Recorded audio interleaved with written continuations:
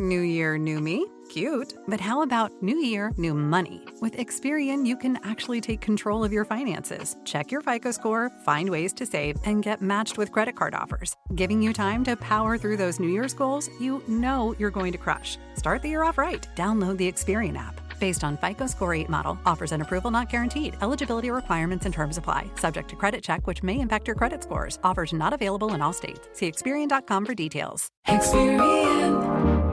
Let's be completely honest. Are you happy with your job? The fact is, a huge number of people can't say yes to that.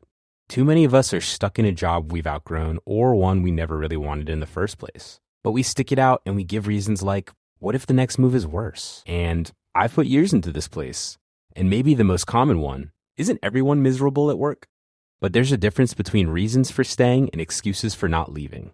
It's time to get unstuck. It's time for strawberry.me. They match you with a certified career coach who helps you get from where you are to where you want to be, either at your existing job or by helping you find a new one. Your coach helps clarify your goals, creates a plan, and keeps you accountable along the way. Go to strawberry.me/career and get 50% off your first coaching session. That's strawberry.me/career. I've got good news and bad news. Here's the bad news. Most protein bars are packed with sugar and unpronounceable ingredients. The good news? There's a better option. I'm Will, and I created IQ Bar plant protein bars to empower doers like you with clean, delicious, low-sugar brain and body fuel. IQ bars are packed with 12 grams of protein, brain nutrients like magnesium and lion's mane, and zero weird stuff. And right now, you can get 20% off all IQ Bar products plus free shipping. Try our delicious IQ Bar sampler pack with 7 plant protein bars, 4 hydration mixes, and 4 enhanced coffee sticks. Clean ingredients, amazing taste, and you'll love how you feel. Refuel smarter, hydrate harder, caffeinate larger with IQ Bar. Go to eatiqbar.com and enter code BAR20 to get 20% off all IQ Bar products plus free shipping. Again, go to eatiqbar.com and enter code BAR20.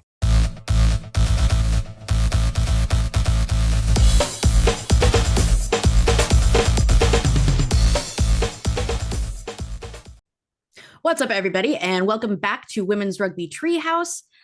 It's me, Julia, and with me, as always, I've got my buddy Hattie. Hi, Hattie. How you doing? I'm okay. How are your guts?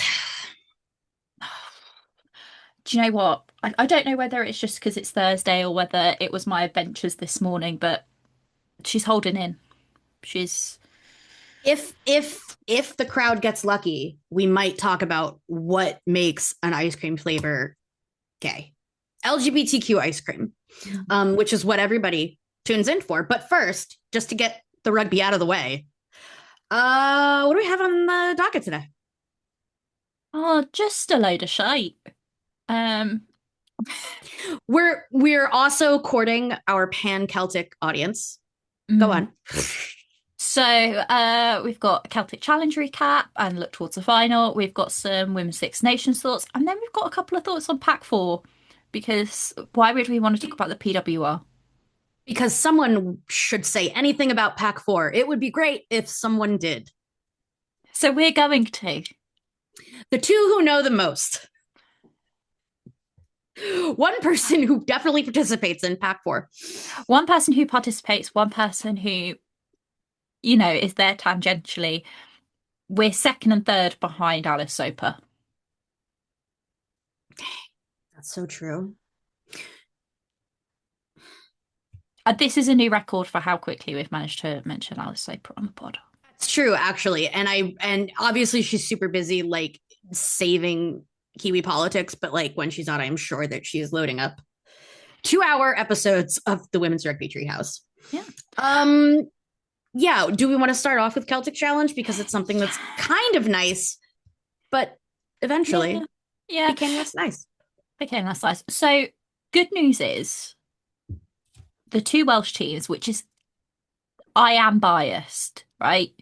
We're not on this. I think at this level, at this stage in our coverage of Celtic Challenge, I think nobody thinks that you're Irish. No, that is true. However, I am biased. And I did say on Rap, which is a men's rugby podcast, which you can listen to if you want to. It's on our other channel called Rap. You do forget that at least one of them is editing this. Neither of them are on it. Oh, and see, and I knew that because I definitely do listen to it. Anyway, so on Rap, they asked me for my predict because everybody else is men on Rap. So obviously I speak on behalf of women on that podcast. You are actually the ambassador of women. And I by the way, speak for of women 50% of the planet. And women in Wales, of all women. Yeah. So I said my sort of hope, prediction, whatever, was that I would like both teams to make the playoffs, be like mid-table, third and fourth. I predicted that the Irish teams would be first and second. I said there might be a period where one of the teams battles for second. And not to toot my own horn, but I was bang on. You were, and I'm going to take the toot away because it wasn't hard. No, although I do. That was very easy to predict, other than the Clovers making the finals. Which, okay, yeah. Are you sure? Okay. Yeah. I have to be honest. I thought I was going to be really wrong at first because Brython for the first half of the season were bad, but then we turned it around and we won 5 games in a row. What a win! Yeah, and we've talked about it like as the wins have come and everything, and I wish that there was somebody who cared enough to do any sort of retrospective at any point, honestly, in any women's competition, but certainly for this one, because like WRU might actually learn something about what worked and possibly even apply it so that next time they didn't have the first half of terrible. But we know that they're not learning because we have this complaint. We had this complaint about Gwalia's early success as well, of just like, cool, can you figure out how to sustain it? And the answer has always been no. We always have Gwalia do really well in the first half of the season and then Brython get their wins right at the end. What we kind of saw this time around is like it was literally like 50-50. Yes. And the same problems we had this year were the same problems I complained about last year, were the same problems I complained about the year before, which is that one, you have PWR players going in and out, and in this case Gwalia had them for the first half, Brython had them more for the second half. You had a lack of leadership in Brython. I talked about it last year where I said that Natalia John, my new bestie, who now follows me on the socials, friend of the pod, love her dearly. Last year, her captaincy was very much giving teacher, which is her side of leadership, but it wasn't working. It clearly wasn't working because she wasn't picked to be captain this year. Gwen Crabb was, but Gwen Crabb ended up missing the first half of this first like 3 games of the season due to injury, and then it took her a couple of games to settle in, and then she was captain, and you could see that she had the leadership. But you can't have one player being a leader on a team. You do need several other players to back them up, and they just didn't have that. It wasn't until the back half of the season where Courtney Keat came in that you had more leadership in the backs. And you're right, and it almost becomes more frustrating because then I want to say in response to all of this, but I genuinely don't know if it's a response. But then we see at the national team level, sometimes they have 3 captains, sometimes they have 2 captains. They never only have 1 captain, not for Wales. We've only got 1 this time, but not on purpose. Yeah, not what they wanted. And I do, you know what, because it's my own podcast, I always get to take out my own personal grievances. This was a very free opportunity for you to give it back to Kira, but it's fine. Whatever, it's fine. I'm all about Captain Kate. Oh, that's fine. No, I mean a second. Oh, to give the second. Yeah, give her like the VC option. Right. And here's the thing. And actually, friend of the pod, other podder, Harley has pointed this out, but like, also, the problem with the current captain setup is that they play the same position. So, right. And so, should anything happen, one of them goes off, the other one will have to, do their job and then also be the cap, whatever. You give it to Kira, who often plays 80 minutes, not always, but often, whatever. Yeah. It's clearly not in the cards. I only bring that up because we also got some more insight. Inadvertently, we had to infer it ourselves, but we got it. And we do know that Sean Lynn is heavily involved with the Celtic Challenge teams, which is awesome. Which We will say, and by the way, we would also we love have this from multiple instances. This isn't like us going off one thing that's been said. Like this has been like him. Yeah, we've had like he's mentioned it in 4 like or 3 5 things now, and Yeah. also when Sean met him, he confirmed it then as well. Oh yes, when Sean met Sean, yes, Yeah. yes, he did confirm it, which is great, and also like because Sean has run into him so many times, and also now how we've heard him comment on it, like we know that he's been involved. That's great. I will go out on a limb and speak for all 3 of us when I say that like we expected he would always be hands-on. That was never a concern. We knew that he'd be interested in what's coming down the pike. I do wish that we knew the same for the other 2 teams, because I don't want it to sound like we are just like 2 former Wales podcasters who now talk about the whole Celtic Challenge, which is true, but not how we are. We do pay plenty of attention to the other 4 teams. And I think the thing is, like with the 2 Irish teams, whenever you dig into it, they're so intrinsically linked with the senior team. They're so intrinsically linked. But the other thing is that you dig into it, and whenever the IRFU actually comment on it, the things that you hear is like, well, we're going up to 4 teams and we're going to be the 4 provinces. And it's like, well, you do realize you'd have to pass that by the other 2 unions who are not going to agree to that. I mean, not at all. And you're so right. And I wasn't going to go that route, but you're absolutely right. They do constantly talk like they run it. Scotland doesn't talk much at all. Scotland, and I don't want to take away from it, because yes, SRU doesn't talk about the Celtic Challenge that much, but both Edinburgh and Glasgow as clubs very much have really taken it upon themselves. So that, I think the thing is, sometimes Wales, like the WRU does stuff and you're like, you're delusional and you've not thought this but through. Why? Right? And this goes for everything the WRU does, right? This is like the men's team. This is like the 4 men's pro regions where they're like, I was going to say 3 without talking to anyone about it. This is unfortunate. I was just going to say this is unfortunately mirrored in things that even if you are only a men's fan and you are only coming to women's now, that you will be able to see mirrored, because like, yep, WRU is always like that, turns out. But things like the IRFU are doing the same thing by being like, we're having 4, and it's like, yeah, but it's the 3 unions together, so they'd have to agree to it, right? And then the very obvious fact of like a few things, and I always want to preface whenever I talk about Ireland that I am basing a lot of what I say off of the writings and speakings of John Cronin, who was involved with the coaching for a long time. Now because he's not involved, he just spouts out about like, this is what's actually happening and what they're not telling you, which is awesome. And what we are learning both from him, and then also like things that are obvious if you know ball and pay attention. Who's going to play on those 4 teams? What are you talking about? Your playing population is not that big. A lot of what JC talks a lot about is Ireland has a separate problem from Wales and Scotland, that rugby is not even the first place women look to play sports, and not just like women who want to make a lot of money or whatever, but just like things that are more fun. All of your friends are there. It's easier to get to because we don't make you centrally locate to Dublin. There are a lot of reasons why GAA completely stomps it. And, you know, not to zoom out too much because we could go on about this, but like I see a parallel actually to Australia. These are 2 places that are complaining about their drainage of rugby players and then don't give them somewhere to go, or you have to go overseas. I think so. All I ask for Ireland is, I understand that you want it to be 1 for each province, but I think that's a long-term goal, not right. But it's not now? Next season. You need to update. My question would even be and plan ahead because yes. And Hattie says she will not fucking watch unless you change that. Please change terrible habit. Please change the fucking habit. But no, truly, like I don't say this tongue in cheek. Like, what are you talking about? Are you telling me that you have?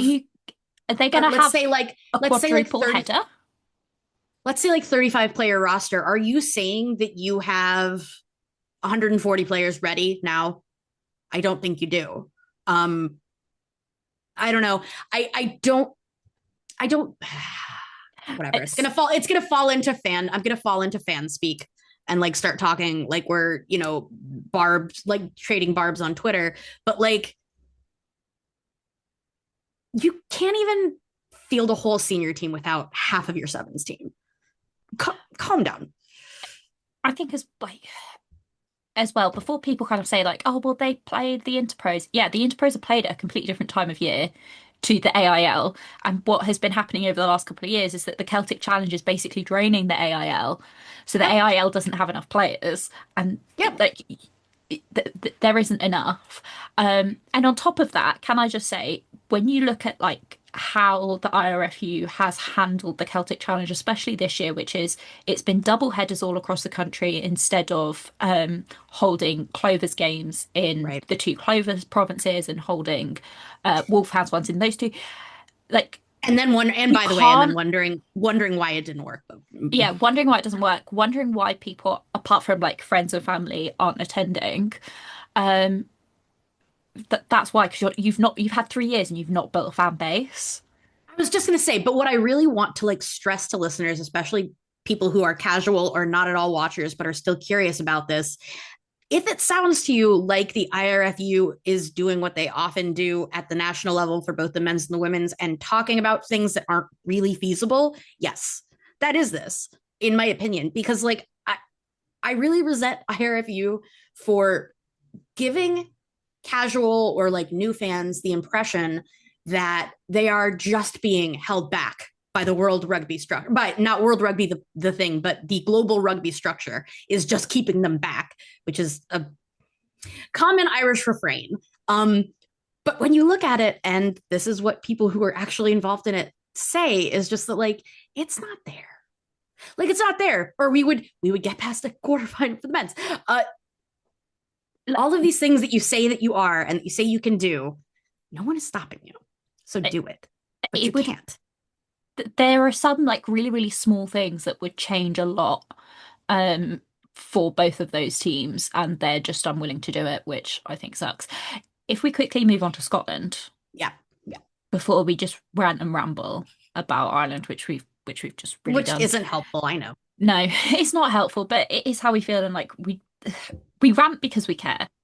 We rant because we care, and because they deserve better, and because like truly, especially when you talk about any Celtic nation or really just any of the home nations at all, like it is true, and it will probably always be true that at least in some way that is the access of global rugby. Like, yes, I don't I'm American, I don't love it, I don't love that it will always be like, you think of Ireland, you think of like one of the best in rugby. That is sometimes true, and sometimes you just got to keep it this year. You just got to hold on to that because you're still Ireland. But I feel like it gives IRFU a chance to write things off as just like, well, that thing we proposed didn't work. Or like, well, we just scrapped that whole program, which they do, which they did with their sevens program. Since we are a duo and trio, when we have Sean that is so willing and to do so like very verbosely, rip into the WRU, I just really not happy with IRFU. And I think I've been thinking more about it because we're going into Six Nations time, and you know, I just saw their squad. Okay. And the squad reminded me a lot of the same complaints that we have about the Celtic Challenge, which is just like, yeah, you are the champions again because it's half your senior team, and your senior team is half your sevens team. Mm-hmm. And you're telling me that you can do 4 provinces. Become real. Please bolster AIL. People want a strong AIL. The same way that the Welsh people want a strong domestic league that isn't coming. And the thing is, the AIL is probably like the most developed out of the 3. That's what I'm saying. It is.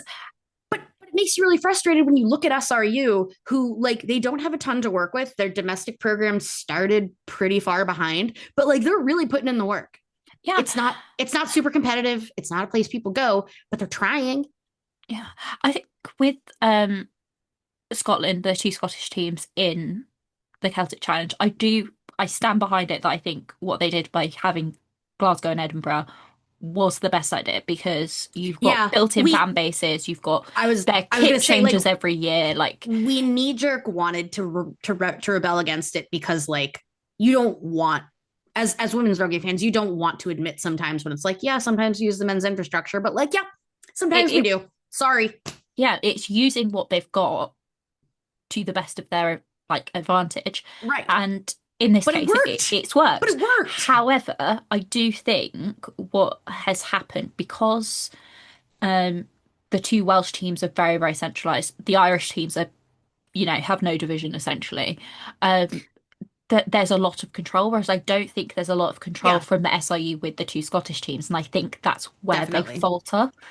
And I think with the Scottish side, they're still very much they're the ones that are really, really holding on to this is a development competition. This is absolutely it is, which is really funny when you know rugby history because Scotland were like the last bastions of of amateurism and everything else. So it is quite funny to me that they keep it is, and you're absolutely right. And also, they invented sevens. Like they have been traditionally innovative in rugby. This has apart from professionalism, which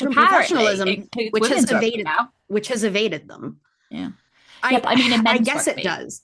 Oh yeah. I mean, I guess. I've just always felt like they're coming from so far behind, but like, they're Wales. Yeah, but like when you look at the Scottish program, they start like rugby started in women's rugby started in Scotland before rugby started in Ireland.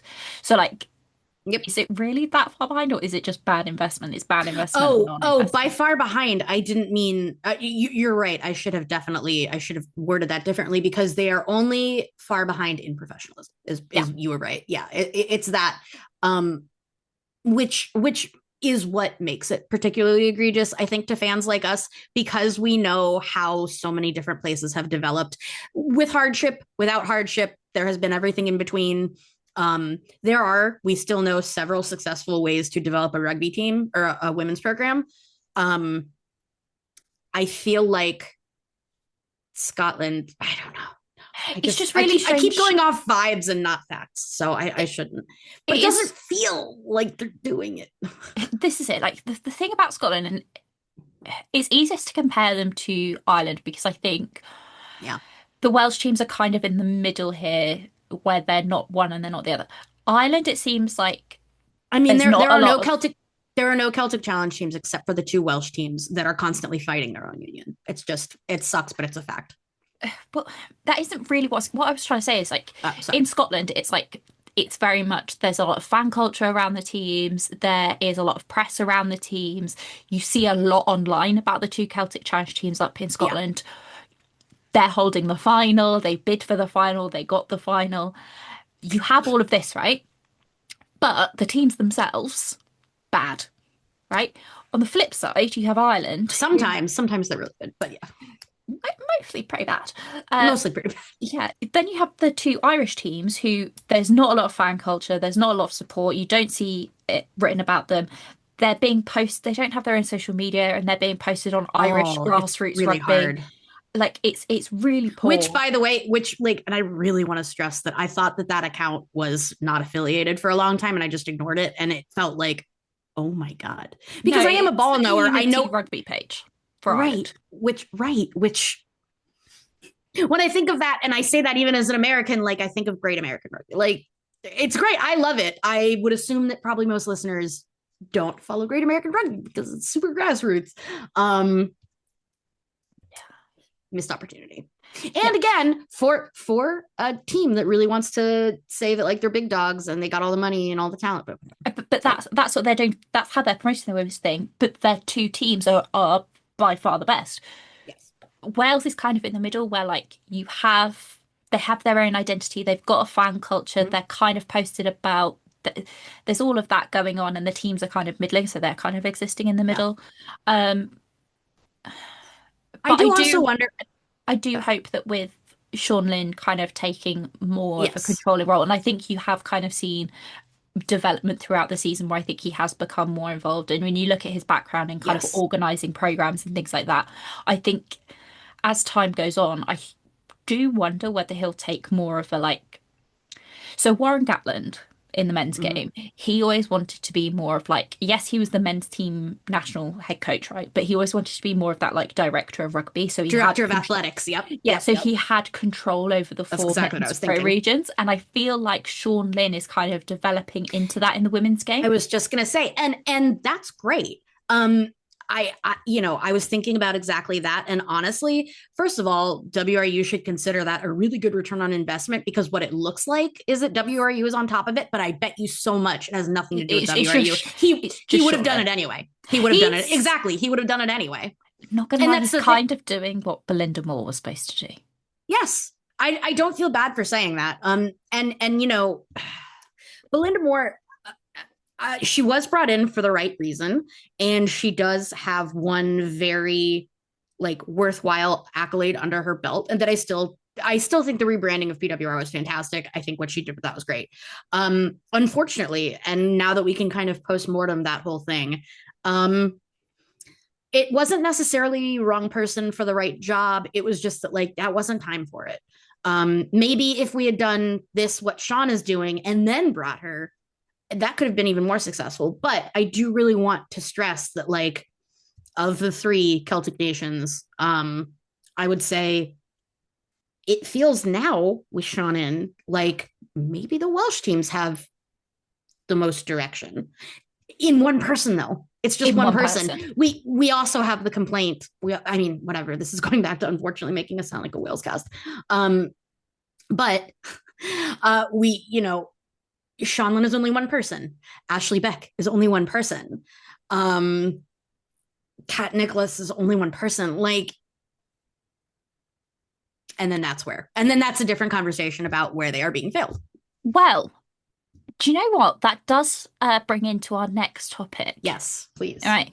So, interestingly, for what I think Squid Rugby said it was like the first time ever, Wales women have a head coach, an attack coach, a forwards coach, and a defence coach. Scrum coach. No, he's defence coach. Oh, okay. Salvin is? No, he's forwards coach. Salvin is forwards coach. Tyrone Holmes. I understand. What is forwards and the defense coach are the same thing? I know, but and now, because anybody who doesn't know ball will come for me, I am old. I'm in my late 30s. So to me, they are the same. In Julia's day, your forwards coach and your defense coach are the same, and your back coach and your attack coach. Yes. Yeah. Absolutely, yes. Am I wrong? And that's what I was saying. But like, I think now they've got like most teams have like a backs coach and attacks coach, a forwards, a backs, and a defense. I mean, and you know what? Even more controversial is that I feel like of the redundancies, in my opinion, backs and attack is the most redundant. Yeah, let's just not have an attack coach. I would hope your backs coach knows how to coach an attack. I'm a back, but I don't know how to work on attack. Oh, well, then you're a shitty back. Okay. You don't know how to do your job. So now we've gone old school. So we've got all of that in Wales Camp now. So most episodes are about how can I get like the old pink alcoholic fans to hate me, but this one they're just like that. Spot on. That little queer, she has I don't know, that's American. What now? I wanted to use the D slur that we can both use, but we shouldn't just on a YouTube. I was going to use the D slur, but like, what can we go? Like, what's the next worst thing that British people would say? And they're like trying to hint that like that little lesbian. Oh, they would just call you a lesbo. Oh, okay, that little lesbo. She's got some good ideas. I don't like the sound of her voice. No. That will always persist. Yeah. So anyway, Ashley Beck from Breath on Thunder is in as attack coach. I've said before, I think on this very podcast, that I don't think he's a good head coach, but I think he's a good attack coach. Yes. And then everybody we've spoken to since has kind of like coalesced around that. Well, Sean, first of all, on the podcast, Sean is the backs expert, the attacks expert, and has said so. So she's my encyclopedia for all things backs. I don't know what you're doing back there. I hope you're doing a good job. Yeah. Yeah, I agree. Yeah, I agree. I don't know why we weren't always doing Yeah. Um, Steve Salvin from Exeter Chiefs is in as forwards coach, and as you said in our little private group chat the other day, if he can coach them to be like Hope Rogers, fine. If he can give me the Hope Rogers, Emily Tutosi, Dalika Menon front three, we've got a strong front three. That's what I'm saying. And a second strong front three. Like, it's not that bad. Honestly, no. If we are going to do a little bit of Wales pontificating, then I would love to. No, my only complaint with what we're doing with the front row, is that we haven't seemed to find our magic combination yet.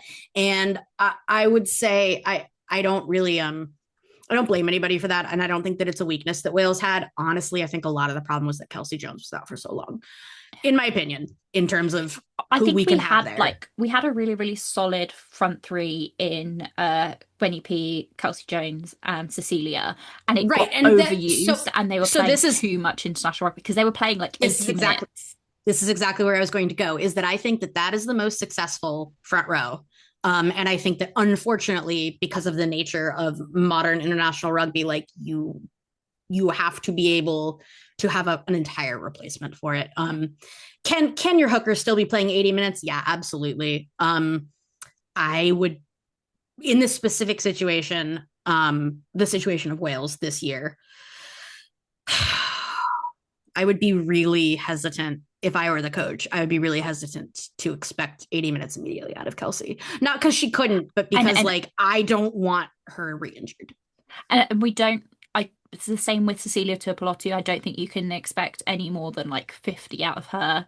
Even right. And P as well, I don't think you can. I was going to say, and not if you're you especially can't. And here's why I feel comfortable critiquing it, because like one of the first things if you are a consummate scrum coach or a consummate forwards coach is that like that you can't expect 80 out of all three of your front row, and you have to be able to mix and match, and injuries are very prevalent and you have to take them seriously. All of those things are kind of known quantities. And I personally have felt like it hasn't been addressed like several competitions now. It certainly wasn't last Six Nations at all. And I understand that there were injury problems, sure. But you have to use them strategically. And you have to have more options than just the one. And so I'm really curious. I think as we mentioned, that there are how many new names in this one? You did the in and out, actually. I just didn't count, but it's a lot. It's going to be a lot this Six Nations. Yeah, I've got a really sad spreadsheet. Hang on. I don't have it open. I didn't think I'd need it. Oh, no, it's fine. No, you didn't need to. All I meant was that like it was a larger number than you sometimes see in squads. It's definitely a larger number than you'd see in, say, a Scotland squad. So we've got 9 uncapped players, 5 of which are nine for a 35-person squad is substantial. I think we're on 30. Oh, it's 38. You're right. Yeah, it's 38. Yeah, we've got 38 players. I forgot about the reserves. Yeah. Yeah, 9 of which are uncapped. 2 are props. Alan Jones and Stella Oren. Big up Stella. And then Georgia Iono. And then we've also got Kendall Wardby, who can play back row, but she can also play at hooker. Mm-hmm. Yeah, I was just gonna say which I couldn't remember whether it was prop or hooker. A hooker, yeah. Yeah. So really, we've got 3 new front row options. You've then got Cecilia Tuipulotu. She didn't play in the last Six Nations. She's back. We've got Catherine Battlestock, who didn't play in the last Six Nations. She's in. Like, there's a lot of experience, and there's also a lot of fresh talent in there. So, which is exciting, and it's young. And I was watching the chatter today because people are still kind of dissecting it and talking about it today, even though I think it was announced yesterday. But whatever. Yeah. Still dissecting it today, and honestly, like I've seen some of the most positive conversations I've seen out of Welsh fans, which is very hard to find. But I really hope that WRU takes this lesson because everybody's actually excited. Nobody cares that they're young. Like, yes, they're young, but like, fine. Like, throw them when out. you England would. I looked at like who is in and out of club squad, which was a lot smaller, and then this new squad. Rosie Carr, Abby Constable are out in the front row, and from last year's Six Nations, which I'm not surprised about. I haven't seen either of them really play a lot. No, nor in Celtic Challenge. Yeah. Gwennon Hopkins is out. She's had concussion issues. She's been playing Celtic Challenge, but she's been having issues. Yeah. Abby Fleming, she is out again. She hasn't played that much for Quins. She's played off the bench for Gwalia. Meg Davis has barely played for Gloucester Hartpury. Fionn Lewis, we all know about. Meg left Gloucester Hartpury, I think. I think so. Well, we haven't seen her. Yeah, she definitely hasn't been playing recently. Fionn Lewis, we all know. Right. Robin Wilkins retired. Cass Richards, to be fair, is one of the ones who was left out, who I think was a bit surprising. Baffling. I expected that I was going to find that it was an injury I didn't track, but I haven't heard anything, which is no, she played insane. The weekend, I think. Right, and we also don't know where Courtney Greenway is. I think she's. I would assume that she has GB7's duty. Yeah. It's the only thing that makes sense. There's no way. And then big news. No, I get to say it. We have Alicia Joyce back. No, I'm still going through my list of people who aren't in. Karen Lake retired. Hannah Bluck is not picked. Jenny Heskett's not picked. And then Nell Metcalf and Alex Callender are both injured. Jenny Hesketh is on GB7's duty, but yeah. Well, that would be why she's not in the team. Yeah, she's on the circuit. But Alicia Joyce is back. Alicia Joyce is back. Played her first match back, and Sean made a nice, cute little video. If you feel so inclined to go find it, it'll make you feel nice.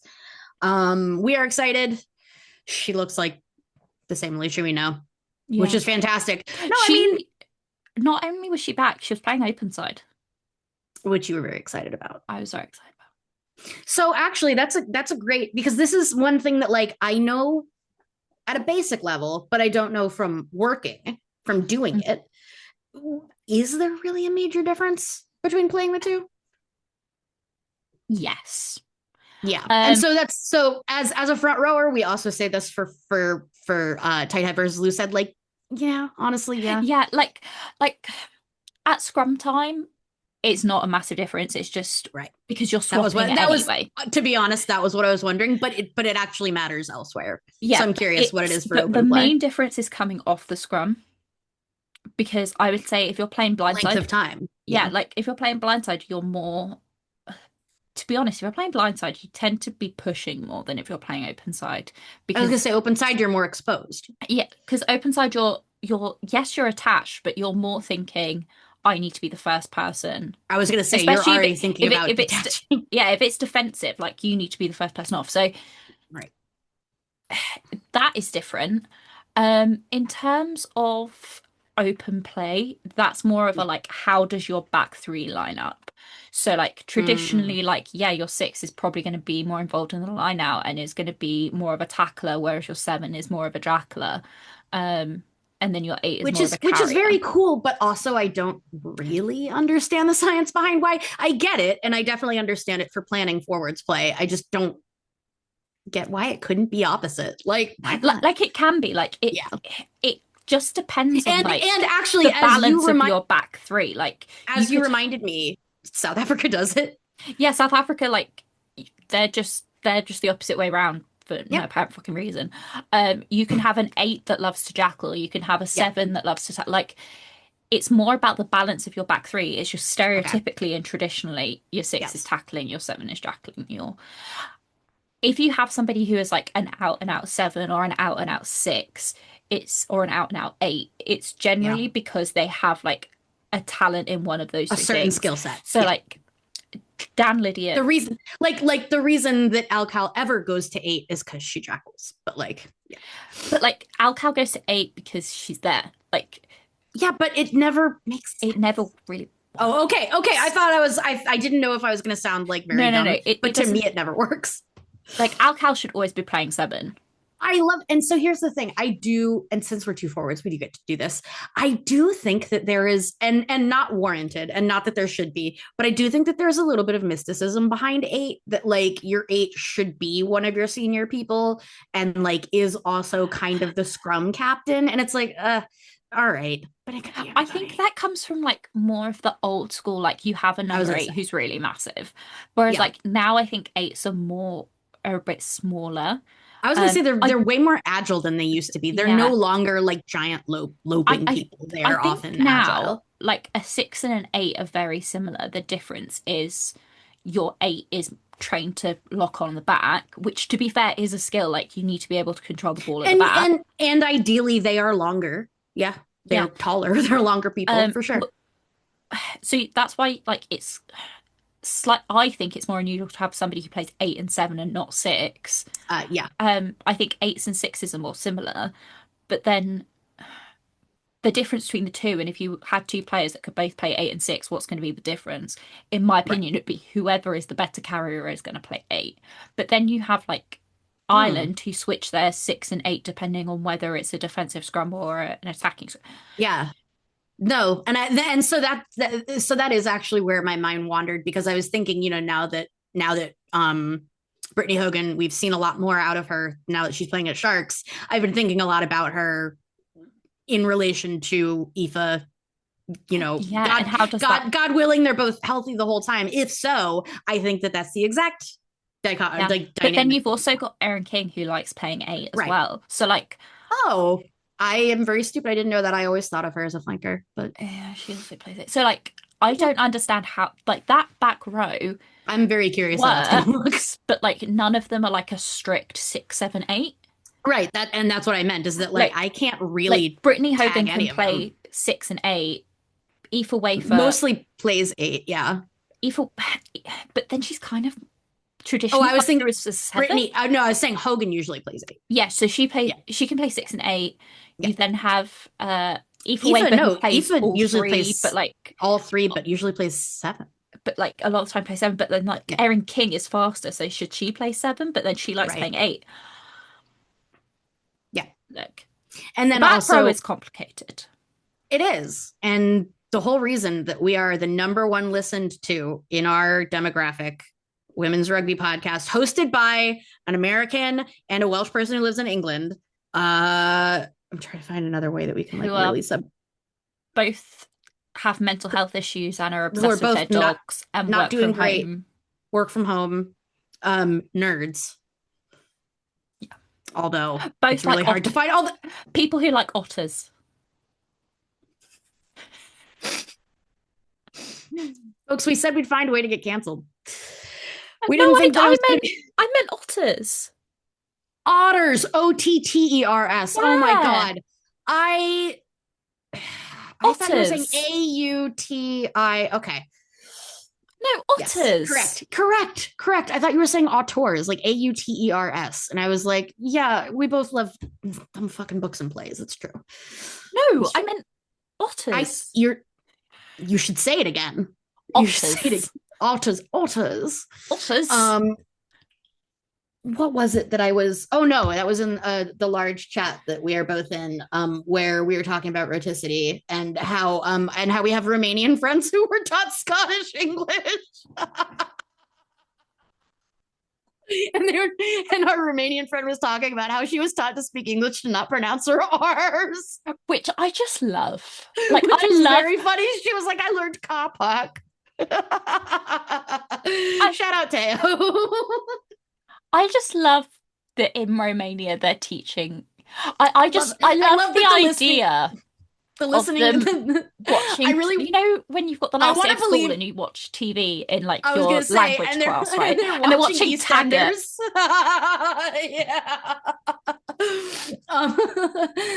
They're watching Train Spotting. I like to believe that they do all know how to pronounce Iron Brew. I'm not going to do a Scottish accent. No, I didn't. And I'm not going to. Friends of the pod, Leslie and Toby, we did that for you. Neither of you are listening because Why would you? Um, what else do we have? What, folks? A little bit of inside WRT for you. Who is woke rugby union? Oh, this is what I was going to say. Brand new news that came out today. Yeah. So if you're watching this on YouTube, you can see my name, Catching Feelings. The opening game of Oh, hell yeah. the Wales, okay, fantastic. Go. The opening Wales game, which is the third game of the first weekend, Wales versus Scotland at the Principality Stadium. It has been announced today in a video that was put out, which made me think that the WRU was hacked.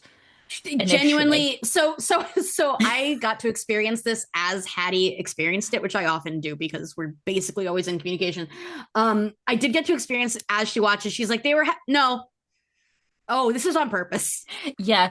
Bearing in mind, for any hockey fans out there, I lived through the Vancouver Canucks hacking incident that happened last year, and it was very much giving that. So I was very confused. And then after like the first 5 seconds, I was like, oh, that's Catching Feelings, who, if you are a Drag Race fan, you'll know she came third on the last season of UK Drag Race. Love her. I've been watching her. I remember when I first got TikTok, it was during lockdown, and it was before she started doing drag, and she was called the Prince of Wales on TikTok, and she was just like a guy who did videos about speaking Welsh and being Welsh and like entering Welsh TikTok and all this kind of stuff, right? And we then are also. Oh, sorry. Go on. And then she started doing drag, and turns out very good at doing drag. She goes on S4C all the time. She speaks fluent Welsh, and she's going to be performing at the game. Awesome. That's and awesome. I think this is so much better to me. Oh, and also she's done, those charity rugby games that they do with Cardiff Lions versus drag queens. She's been in that as one of the drag queens.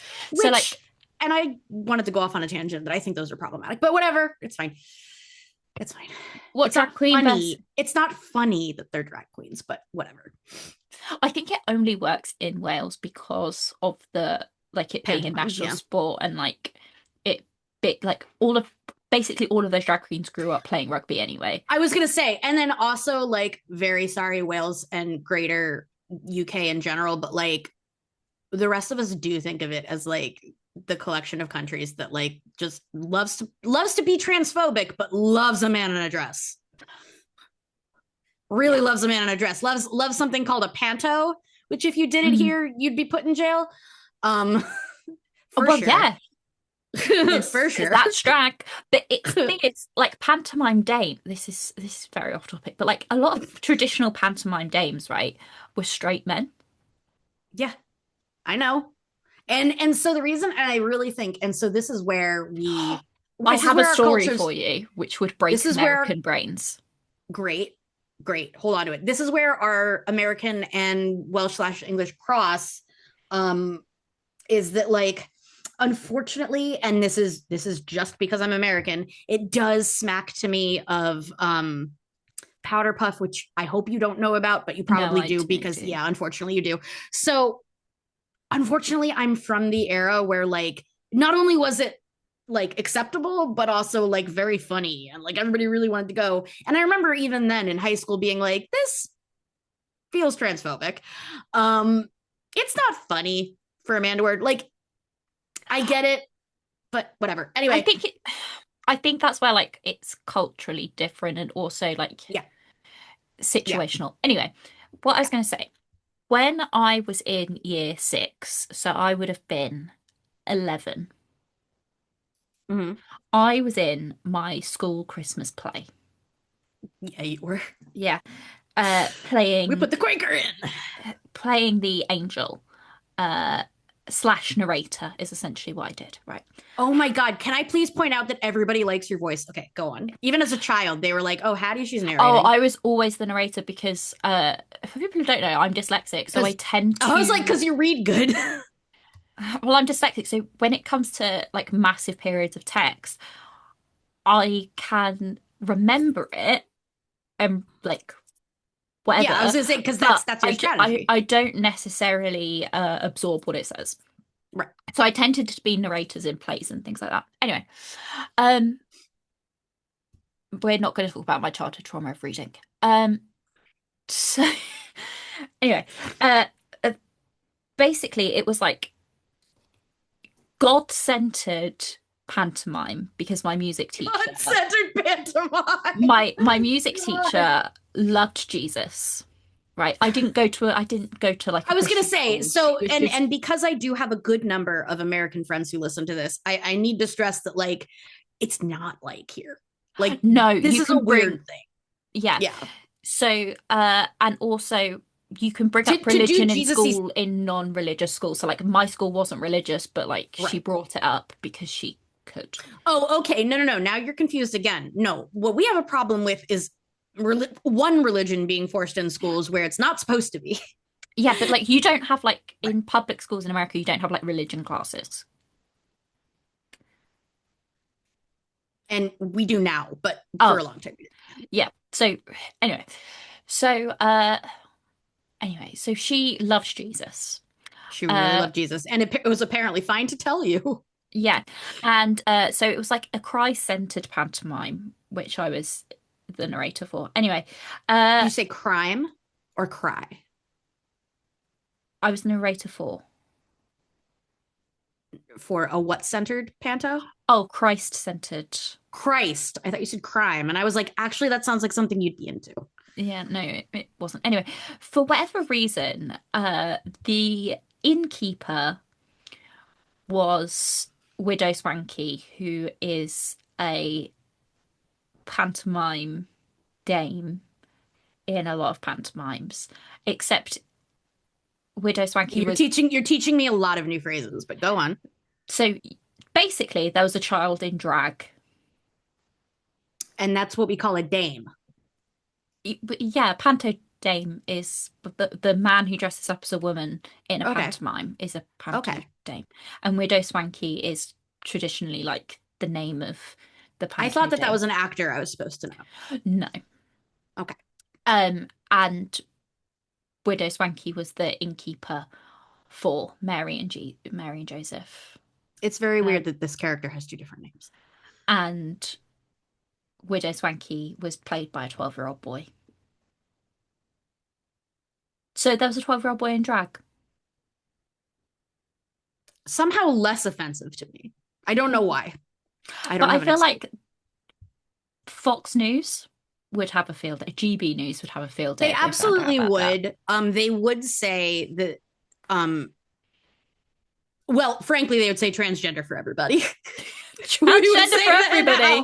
And now it's transgender for everybody. They're just handing out those transgenders. By the way, I have a lot of trans friends who would love to get in on the transgender for everybody because I love the idea that they're like, they're doing the surgeries on the kids at school. And I'm like, first of all, this makes me wonder because have you ever had a medical procedure?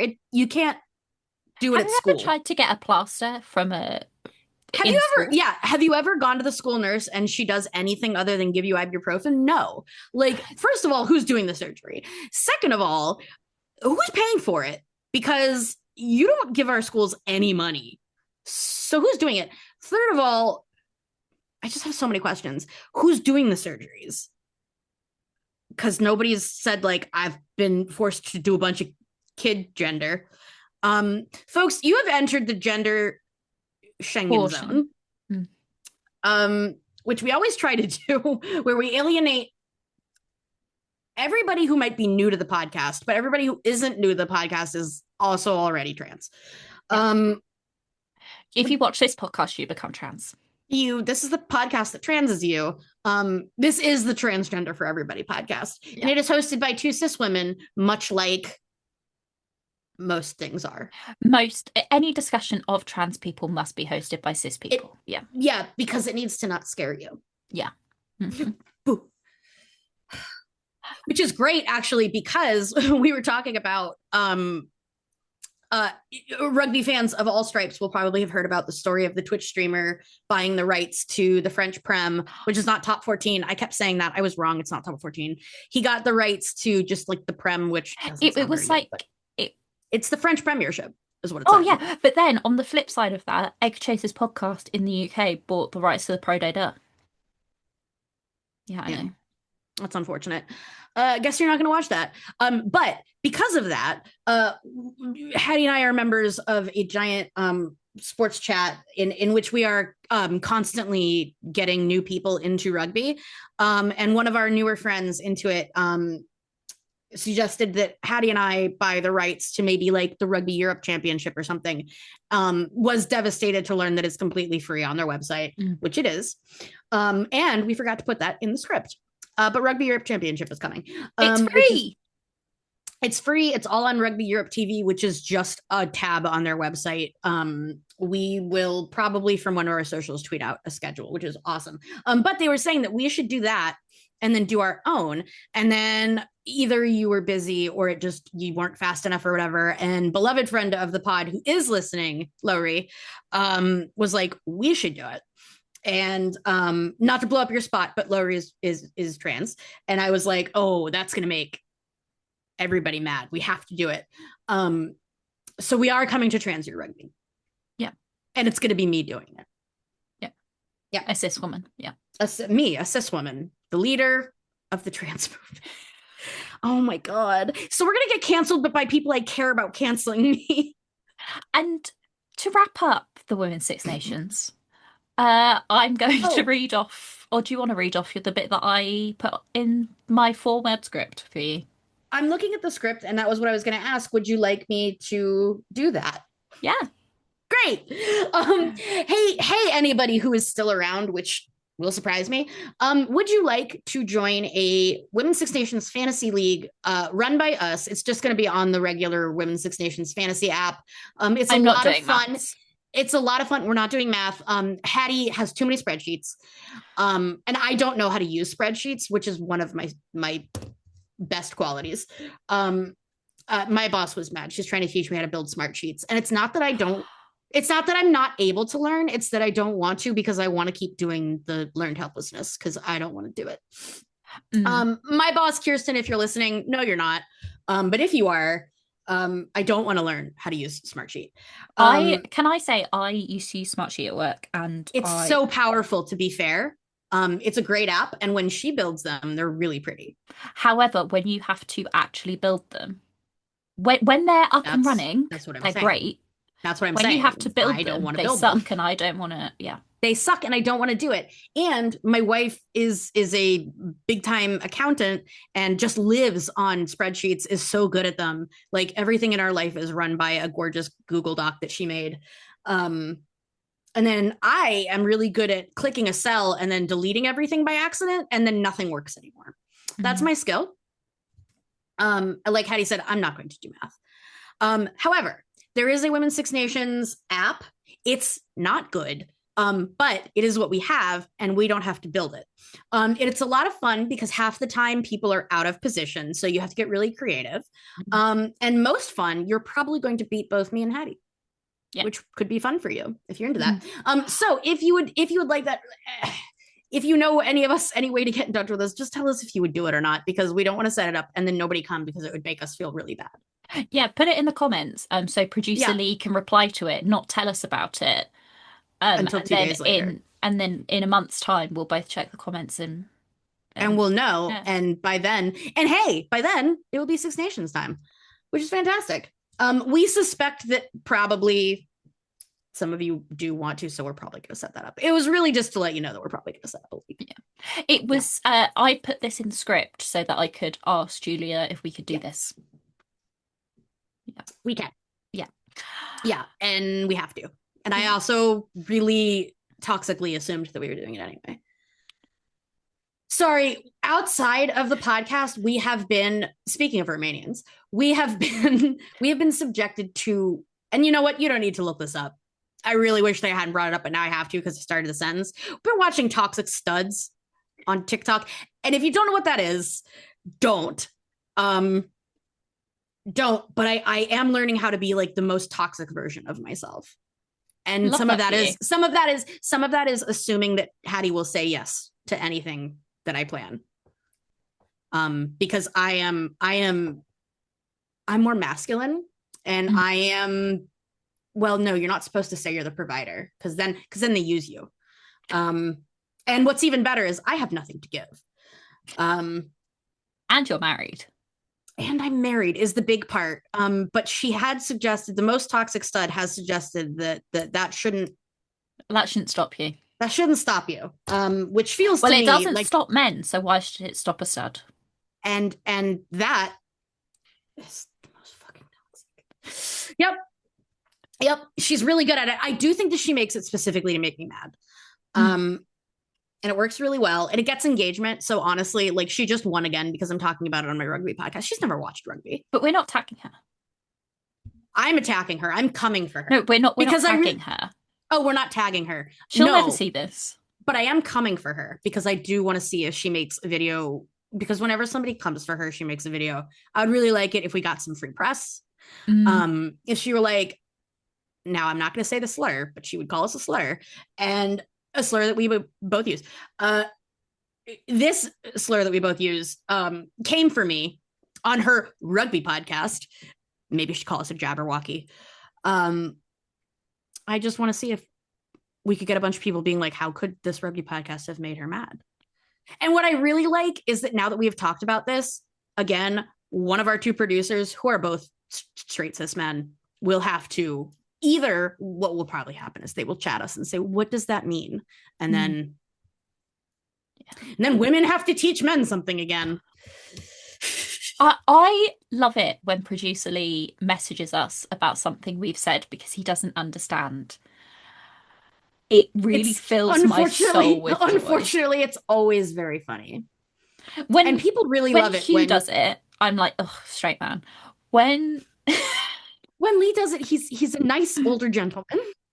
I'm like, who wants to know what that slang means, who wants to know if what you said he has to like censor. He was like, I don't know if you can say that. I'm like, I don't know if I can say that.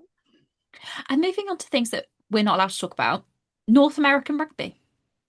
Oh, well, don't, because what does America know about rugby? Also, their rugby team sucks. I've never heard of the USA women.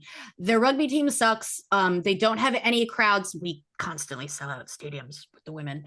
A lot of reasons why. But unfortunately, we will be the one brave podcast that will acknowledge that America and Canada play rugby. England doesn't want to acknowledge that Canada plays rugby for another reason. Like, for example, that the Canadian U21 team just destroyed you, which was fantastic. And let's not have a replay of the final in the stadium where it was played. Let's shove them off somewhere else and play the Black Ferns at Twickenham instead. Yeah. Yeah, you know, the one match that you want to see. Yeah. So the good news is the Pacific 4, Pac 4 is coming up. We have same weekend as Yep. As Six Nations. Kicks off the same as Six Nations, which we are excited about because it at least hints that they are starting to converge all of the schedules for internationals, which is great. Very obviously, it heavily benefits PWR, which means that I guess it's still the Allianz Cup, which means, you know, that will be coming as well. And that will, while it won't be something we talk about that much, unfortunately, there's just a lot of rugby to cover, is, especially for people who are new to PWR, it's a really great opportunity for both bench players, young players, internationals that perhaps didn't make their squad, people coming back from injury. It's a great place for people to play. We'll have things to talk about. But that said, yeah, Pac 4 is coming. I'm stoked. We don't have team sheets for America or Canada yet. The USA recently did, I guess you shouldn't call it a combine. What do you guys call it? Whatever they're calling it in the UK, where all the players were a training squad. Yes, a residential. Right, it was UK residential squad. There we go, and that was just basically all of the potential Eagles. And Canada did it as well, and then Canada did it as well. Didn't really work. Nobody that I knew went and got me shirts. The thing is, the people that would actually go is a very, very small group of people who deeply respect them and wouldn't do it anyway. And I wouldn't do that because, quite frankly, I can't be asked. Okay. And I was going to give you more credit, is that you wouldn't do that. Think that would be creepy. Oh, yeah. I was just going to say it's also incredibly invasive, and I don't think you'd ever do that. Why would I need to do that when I can just go at the weekend and watch them play in a PWR game and meet them there when they're actually Which was exactly what I was going to say, which is something or send them things in the post. It works with well. permission of their social media managers. And it works really well. So do we have any? So I guess really that was kind of anticlimactic. We don't have too much to say about it, except, and again, I wish I had perspectives from everywhere. I have been reading up on Australia and what the moves have been. Of course, Australia had the big shakeup of Joe Yap leaving, but it looks like actually she left quite a framework. So I'm cautiously optimistic. We are well versed. And honestly, if you wanted good insight into New Zealand, you should not come to us. You should come to Alice. Who did a full breakdown of who was in and out. And she just did a breakdown of the new in and out, and it was really helpful. I don't feel like I could do it justice to parrot it. So go watch it. For America, I am super excited. I haven't gotten to talk about it yet, and Wall Street Journal is coming to my American podcast is coming together on Monday to discuss it. But I got to meet friend of several pods, David Lawrence, and we were up at the New York Sevens. Friend of our pod, friend of our pod. Yeah, my beloved. It was fantastic. It was really lovely to meet him. I had a fantastic time. Unfortunately, just to kind of give a little bit of info. In my opinion, so it was twofold. They didn't pick the right time or venue. I know it was the last stop on the tour. I think it was the last stop on the tour. Oh yeah, then where would Jenny Hesketh be? Whatever. It was last stop on the tour. It's don't they then have the weird playoffy things and like they've made it weird. Yeah, they did. They made it weird. You're absolutely right. I forgot about that because I didn't want it to be real. It's the last stop of like Sevens 1. Right. Yeah. So it was unfortunately for that weekend incredibly cold. Just extremely hard if you weren't in the sun. Who would have thought that New Jersey would be cold in March? Girl, to be fair, it's 80 today. So Earth isn't doing great. No, honestly, like I proper measurements. In proper I think it's like low to mid 30s. Oh, that's quite warm. No. But you live in a swamp. I do. 80 freedom units to commie units. Oh, 27. My bad. That's British summertime. Yeah. It's quite warm. Yeah, so it's not necessarily the warmth or cold, it's that it's been fluctuating between like what it was in New Jersey, which was in the low 40s. It was 43, which was 6 degrees. That's cold. Yeah, it was 6 degrees Celsius, 43 about in Jersey, and today it's whatever I just said, 28, 27. Saw that super cold. The other half of it, nobody wants me to fucking get into, but nobody wants to fly to America right now. Yep. So I say all of that only because we did the best that we could, and I am feeling a lot of USA Rugby defensiveness, maybe, of the organization USA Rugby. As we talked about at length in our last episode, the transban discussions have been ongoing. The USA Rugby CEO, Bill Gorin, gave a very honest, long interview with a trans sports psychologist who was asking, honestly, kind of hard questions. I don't think I'd see Abby Tierney answering these, to be honest. He gave the best answers that he could, and we learned a lot about the ways in which we can resist without resisting. Anyway, I say that because also USA Rugby had to plan our Pac-4 stops. It was fantastic, and it was planned much in advance of the last election that we would have these stops. As I've talked about several times on several episodes, generally when rugby comes to America, it comes to Colorado or Southern California. To be fair, after going to the New York Sevens, I get why it's in San Diego. I really can't stress enough to folks who have never been, like, it's always the perfect spring day in San Diego. So like, fair, it never rains.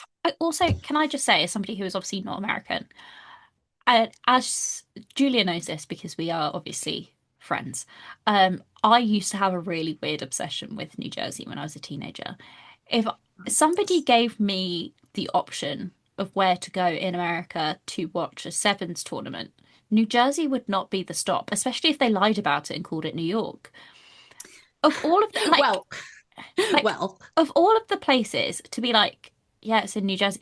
What like Florida, Vegas, like there's so many other places that it could be. yeah. Yeah, and if I am, we did a lot of UK talk earlier. I'm going to do a little bit. If I can be a little bit indulgent, here's what really cheesed me off about this pick. So first of all, And right, before you start, can I say one other thing? Yeah. I also think that they've obviously so a lot of stadiums in America are ginormous, right? Yep. And the stadium was too big for how many people that were there. If they'd had it was in way too like big. Kansas at KP whatever, which is like built for a smaller thing, I think it would have been a lot better. Absolutely. So, and actually, you're absolutely right. That was part of where I was going to go. You're absolutely right. First of all, I a small disclaimer about specifically where this was in New Jersey. Now, where this was in New Jersey is in a special place all of its own, the tri-state area, which, like, it's fine to me that the airport that you had to fly. Oh no, actually, I guess you would have flown into Newark. Yeah, no, that's a lie. Then I was gonna say I think you'd have to fly into LaGuardia anyway, but you don't. No, you can fly into Newark. Yeah, but Newark sevens, everyone would be like, what is that? I that was absolutely misleading, but it doesn't really matter because my other point is, so I know of a place, and if you are an American ball knower, which I would hope the people who got to make this decision are, would know that Savannah, Georgia is a rugby hotbed. It's also beautiful this time of year. It's not too hot, but it's very warm. There's a ton of rugby played. You would have gotten a ton of locals. Hate to say it, I would have gone like happier to Savannah. Unfortunately, because of what I was already complaining about, people don't know that much about American rugby. It wouldn't mean anything to anybody else, and they'd be like, why would I go to Georgia but not even Atlanta? Fine. First of all, fine. Throw it in Atlanta. I would go in a heartbeat. Atlanta rules. Atlanta is so much fun. But really the fact of the matter is, like, there were better places to go that you didn't want to go because you were worried that people wouldn't come in. But what does that matter when they weren't going to come anyway? And so the crowd was okay. It is size. Obviously, the people are great. The size was okay. I know it could be better. We've definitely seen the crowds at LA Sevens. In fact, on the train up, I met several people who were like who were rugby people, who were not enthusiastic about this event and were like, I fly out to LA every year for it because it's worth it. And they were like, I don't know how this is going to be. Like, it's nice that it's closer, but yeah, I mean, thing is, there were multiple. I think Caitlin Valhalla was one of them, and there were other sevens players who were literally saying like, "We're in New York." No, we're not. We're in an industrial estate in the middle of nowhere, and it takes us half an hour to get anywhere. And I definitely, since I went up and there, they basically can't leave the hotel. Yeah. So, I mean, if you want, if we want to indulge me like very shortly, yeah. So, and this sucks. And I think, actually, I think it was one of our other friends that I was venting to while I was in the train station. It's hard to describe because I think if you listen to this, you know that I am very far left. But I'm beating around the bush. Newark, which is the major city right there, it's where I took the train in from DC. It is a city that's having a lot of trouble right now. New Jersey as a state is having a lot of trouble right now. So is America, but New Jersey is one of the states that pissed the president off. They didn't vote for his candidate for governor, so they have stripped a lot of their funding. And also, New Jersey is coming back from a series of governors who weren't there to govern. They were there to do other things. All of that is to say, it wasn't great going out in Newark. And I don't want to say that. I'm not somebody who is afraid of homeless people. I'm not somebody who's like afraid of addicts on the street. Those are just people. It made me really sad. It made me think about other things other than rugby, which isn't anybody's fault. But I say that because if you saw some of your players saying stuff like that, it's a little more nuanced than how it comes off from people who just who span the world playing rugby. They don't know that much about politics. But especially for somebody like Caitlin, who I know would care if she knew. Like that sucks. Yeah. And I doubt that any of the players were informed before this, and definitely they don't know about nuance. No, and I think like the way Caitlin was saying it was just like our hotel's in the middle of nowhere, like which it was. So I mean, my only even remotely negative story from this was, unfortunately, when I got off the train, I put in one of the two hotels that I had been looking at. It wasn't the hotel that I picked, but this hotel ended up in a really, really bad part of town, and it was nighttime and it was freezing. So yeah, I had a lot of time to think about like, what are the players experiencing? Because these were both places that were right by the stadium. Whatever. I think it could have been done better. And I said all of that as a long, depressing lead up to good things, which is going back to Pac 4. There are going to be two doubleheaders, two women's doubleheaders, not doubleheaders to men. Doubleheaders people actually want to watch. Doubleheaders people want to watch in places they want to watch it, which I'm very excited about. And this is a really great example, but one of the locations is correctly touted as Sacramento, California. But what people don't know, who can barely find California is one of the like 3 states they can find. But who people don't know, Sacramento is like 20 minutes from San Francisco. I wish you had just said San Francisco. It's San Francisco, and it's a lot of fun. Basketball teams, they say they're in San Francisco and they're in Sacramento. So exactly, and they're in San Jose. Exactly. Or can I just say they could have just said it's in the Bay Area. The Bay Area or NorCal, either which would work, because you think of NorCal and you think like cool. You think like cool tech, Silicon Valley. Yeah, it is. No, the Bay Breakers. The Bay Breakers, absolutely. That would be, in Lodi. Absolutely. The other two are going to be Kansas City, which I'm really glad Hattie mentioned earlier. Kansas City, for folks who don't know or don't follow the NWSL, which is our women's soccer pro league. There is the first purpose-built stadium for women's sports in Kansas City called CPKC. That is where this is going to be. If you followed, was it Pac 4 last year or was it WXV last year? It had to have been Pac 4. It was Pac 4. that we sold out CPKC, which is huge. The Kansas City Current, who is their team, doesn't always sell out CPKC. And then the other one is Chicago. So these are all places that women's sports fans in America want to go. I am going to Kansas City because it is the most attractive collection to me. And it's also, of those 3 places, the only one that I haven't been to. And also,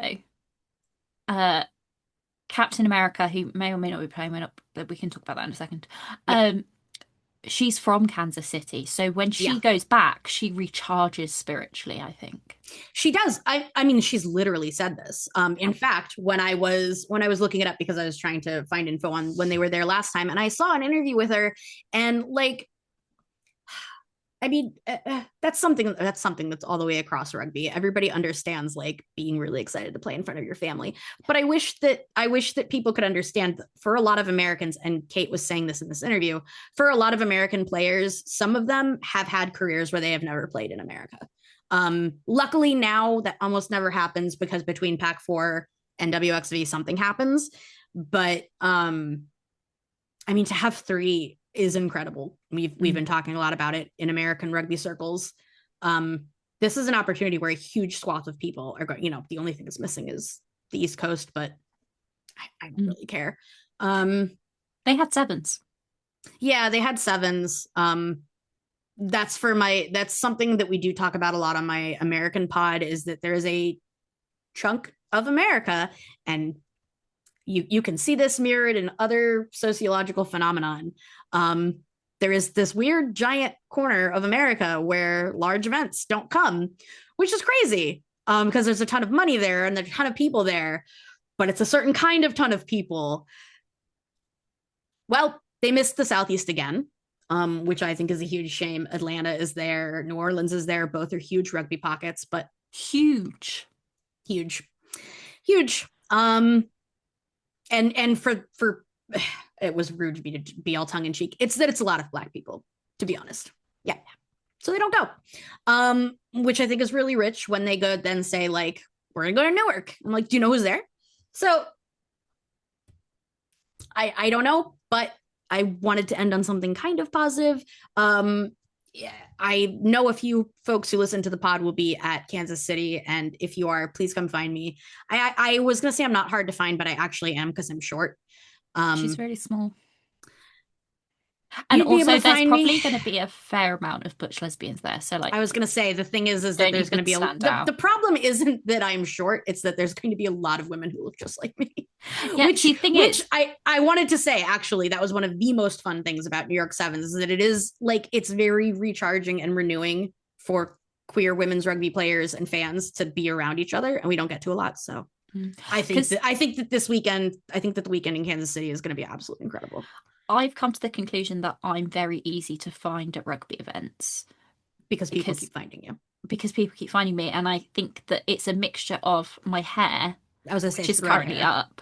Well, my hair's not red; it's brown, but it's curly. And my hair is most definitely brown. And then I'm usually wearing leopard print. Yeah, that'll do it. Mm. And then also, you know what? While people talk about how much everyone hates American rugby, some of the events that you go to in England have like 4 people at them. So yeah, about that. Yeah, no one wants to go to Northampton. I wasn't gonna say it. Although Julia knows this because I've told her several times. I also didn't get to tell you, but I was watching the Loughborough game on the train back from New York Sevens, and so since it was on YouTube, I was in the chat or whatever. And some person that I see on a lot of rugby socials was like slagging off Loughborough for like not having a big crowd or whatever. And I was like, first of all, it's Friday night, dick. Second of all, nobody wants to fucking go to Northampton. Like, shut up. It's not helpful. Also, that stadium's quite a big stadium. Also, so like, yes, Sale looks packed. Bristol, when they're at the small stadium, looks packed because it's on purpose. Yeah, like. Anyway, but I've recently discovered if anybody does go to a game in Northampton, opposite the stadium, there is a this was important takeaway. Folks, you need to understand that sometimes this is the best thing that happens in Hattie's Day. I literally have been thinking about, and I can never remember how to pronounce it, a gyros, whatever. You know what I mean? A wrap, it's got some garlic sauce in it, it's got some chips, got some chicken, right? It's the good shit. You know what it is. It's the good shit. I had one because I was really hungry because it was Friday night. And I was like, oh, I'll just go here. And I was like, wow. It changed your life. This is life-changing. I then thought about it all week. And then I think you're still thinking about it. Oh, yeah. And then I went on the Sunday for the next game. That's right. And I went again and had it. And it's now been 4 days and I'm still thinking about it, and I don't get to have another one until May. Okay, that's wild. And actually, I have a great way, because I think we went through everything. So I think we are doing our wrap up. Great. Then I do have just a fun general announcement. And really, I'm just making this announcement to my friend Hattie because I keep forgetting to tell the story. My wife has soup madness, which is weird because it's spring. But she's always loved pho. And since we moved back to the area that I'm in now, I say moved back. We never lived here together. I am from this place. Very, very, very large Asian American population here. All of our best restaurants are either Afghan or Korean or Vietnamese. My wife has a few times had pho twice in a day. Recently. It's not good. And then now, like days that we're not having it, she's like, I'm thinking about pho. That's me. It's you and the Euro. Yeah. Yeah. Yeah. I know. So now that we've been talking about it, I've been thinking a lot about it. And I'm like, first of all, I can't think of any time I've had a food madness. But I can. And it was that living in Australia was my first introduction to butter chicken. Just because like, well, and also the worst of all the curries. Who the fuck? What? Oh my God. What are the best? Well, I'm getting you canceled. The worst I'm sorry. Go on. I like a jalfrezi. Okay. It's my Yeah. favorite curry. That's good. Don't mind a balti. All right. And Wouldn't then say no to my local Indian restaurant does a chili tikka masala. Okay. That I'm extremely interested in. See, and this is also though, whenever I have this conversation, and I am not discounting people in the UK because obviously, like for a place that isn't India or Pakistan, you have great Indian and Pakistani food. I think butter chicken is just a bit bland to me. Oh yeah, absolutely. Absolutely it is. It just tastes like, and also very high dairy content. Unfortunately, yeah. I didn't think about that. Then yeah, okay, that's fine. I also eat a lot of tikka masala. That chili chicken masala is giving me ideas. It does that sounds really good.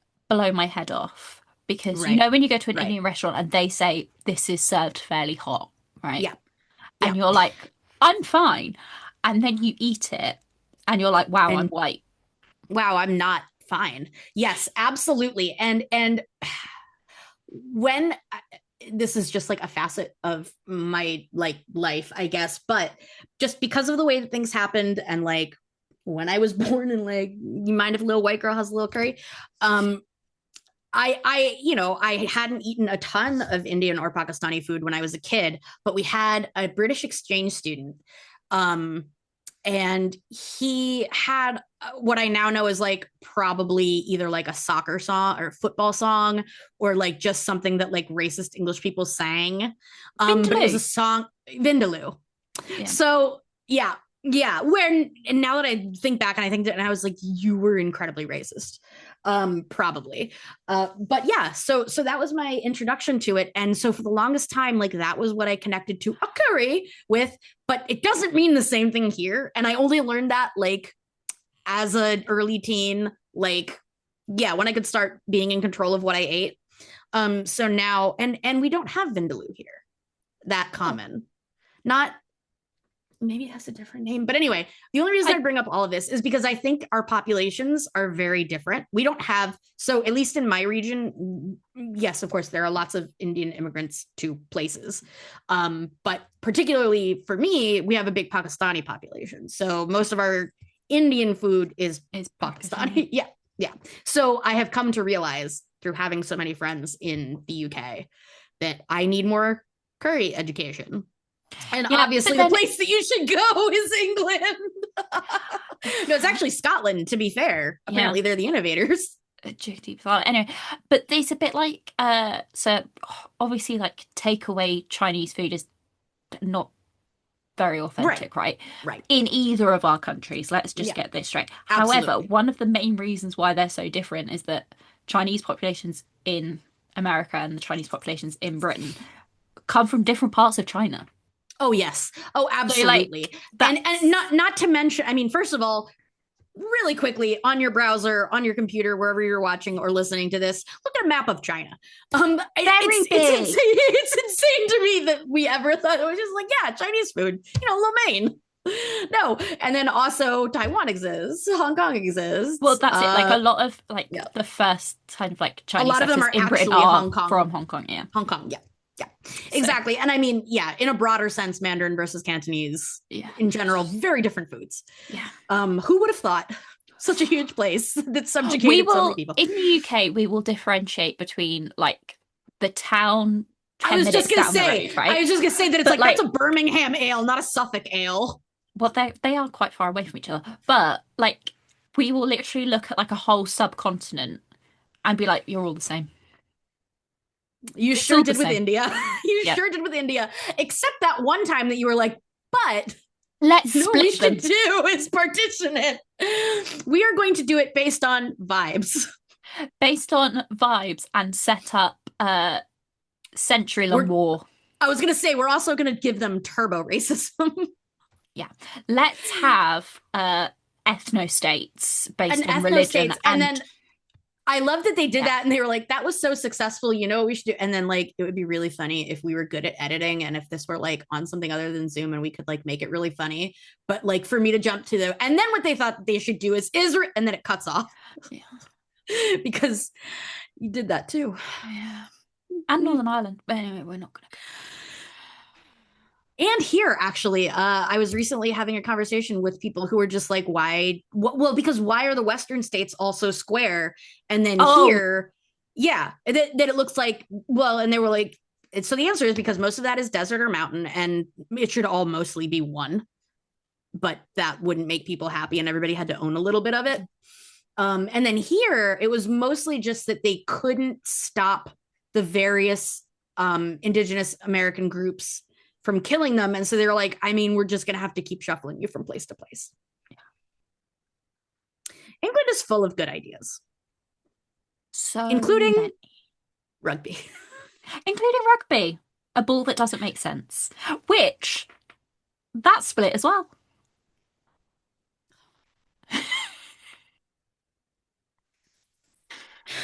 Folks, this has been another episode of the Women's Rugby Treehouse. I am so sorry that I'm closing it. We were ready to close, right? Yeah, but we need to stop.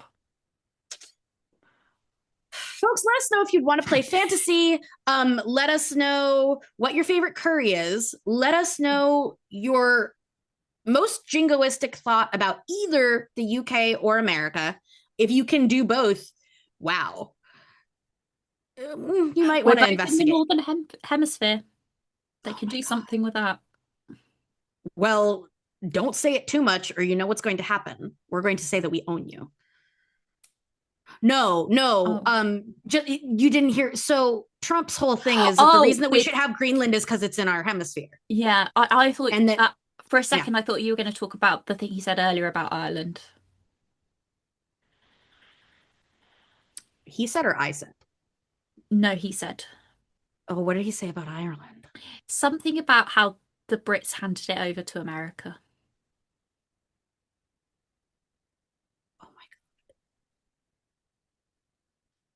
Somebody come get Grandpa. Folks, if you think America should be voted out of existence by a global population, please leave it in the comments. Or text it directly to me. That'd be very funny. But other than that, we will be back. We're going to be back more than we have been. Little background, my computer was very bad for a long time, and now it's fantastic. So look out. So if she looks like a Victorian orphan and is very washed out, that's why. I haven't fixed that. I'm going to talk to my tech team, which is Hugh. Anyway, thank you so much. Sorry we went a little bit long. I'm not really sorry. We'll probably do it again. If you have any questions or comments, as always, you know how to reach out to us on both socials and here on the comments.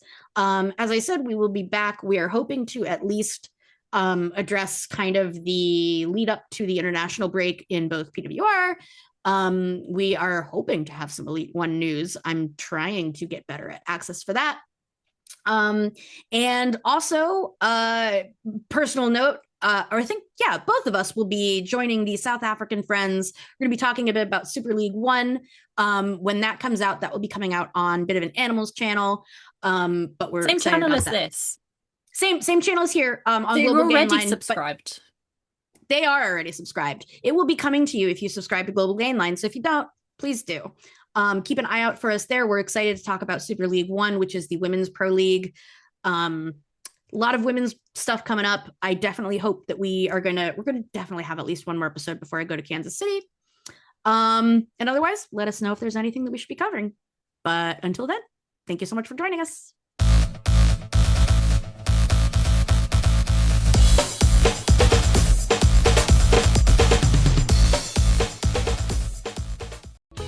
If you've got a move coming up, you really need to look into United Van Lines, the do-it-all moving specialists. With United Van Lines, you don't worry about a thing. You have a dedicated moving coordinator, qualified drivers, and full value protection for your possessions. Compare that to a couple of dudes manhandling your family heirlooms or cramming your things in a container on your driveway. Rather than hope for the best, you deserve a hassle-free move. Visit UnitedVanLines.com. Big moves, small moves, all moves. Easy choice.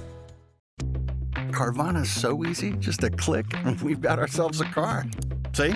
So many cars. That's a click-tastic inventory. And check out the financing options. Payments to fit our budget. I mean, that's... Clickonomics 101. Delivery to our door? Just a hop, skip, and a click away. And What? No better feeling than when everything just clicks. Buy your car today on Carvana. Delivery fees may apply.